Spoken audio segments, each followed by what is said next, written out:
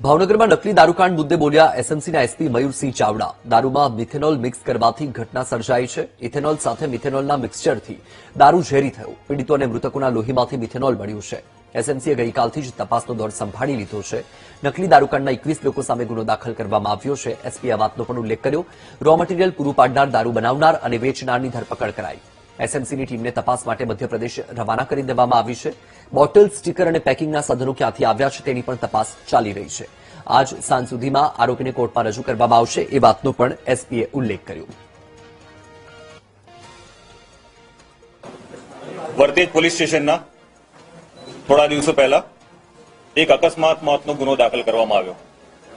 આ અકસ્માત મોતના ગુનામાં જે વ્યક્તિ ભોગ બનનાર છે એના સેમ્પલની વિગત જ્યારે એફએસએલ તથા હોસ્પિટલથી લેવામાં આવી ત્યારે એ સેમ્પલમાં મિથેનોલની હાજરી પ્રસ્થાપિત થઈ।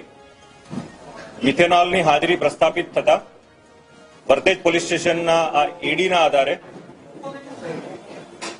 ગુનો દાખલ કરવાની પ્રક્રિયા ગઈકાલે શરૂ થઈ ગઈ અને ગુનામાં ઘણી બધી વિગત એડ કરી।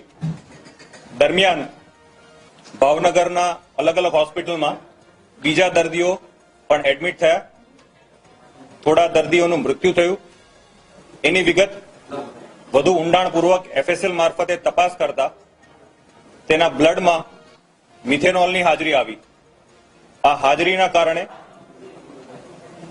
પ્રસ્થાપિત થયેલું છે કે અહીંયા ઇથેનોલ સાથે મિથેનોલના મિક્સચરથી આ બનાવ બનેલ છે અને ગુનો દાખલ કરવામાં આવેલ હતો અને DGP Shri GS Malik sir ના આદેશથી સ્ટેટ મોનિટરિંગ સેલની ટીમો આ બનાવ બનેથી તાત્કાલિક આવી ગઈ અને ડીજીપી સરના આદેશથી આ ગુનાની તપાસ ગઈકાલે સ્ટેટ મોનિટરિંગ સેલના પીઆઈ એસએમ જાડેજા દ્વારા સંભાળી લીધેલ છે।